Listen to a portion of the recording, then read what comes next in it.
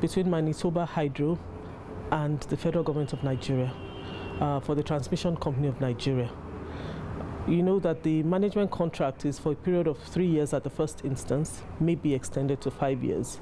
The objective of this is that the transmission company will be managed by this company over this period of time. The terms of the contract essentially are that the top 8 positions in the transmission company of Nigeria will be held by Manitoba management. The current management of transmission company of Nigeria will deputize. If they so desire, anybody that wants to leave would be allowed to take his severance and leave. The Manitoba Hydro will be supported by Nigerian staff and then some of their own operative staff who will come in from time to time to carry out key tasks. So that's the essence of the contract. What they're trying to do with the transmission company of Nigeria essentially is to ensure that first and foremost there's a lot of data and planning that has not been done in the past. So it's what you call systems planning. They will determine how many generation companies, how many distribution companies, where they will be sited. There's a systems operator and a market operator, all are entrenched within the transmission company of Nigeria.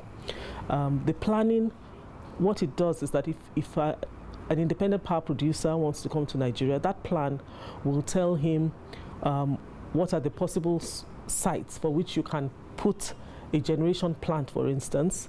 You will know where all the distribution facilities are located.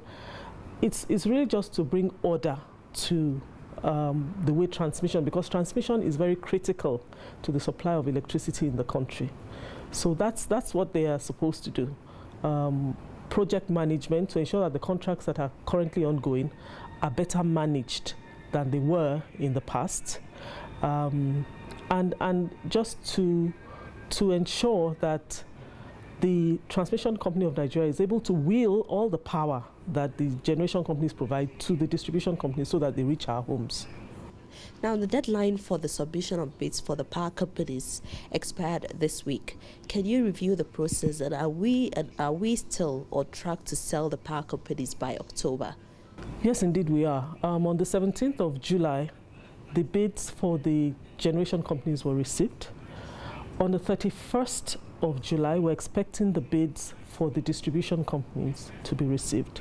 So for the bids for the generation companies, we're in the process of evaluating those bids right now. So we are on track. We have not granted any further extensions, and we do not plan to grant any further extensions. We're going on full steam ahead with the plans as have been laid out, God willing.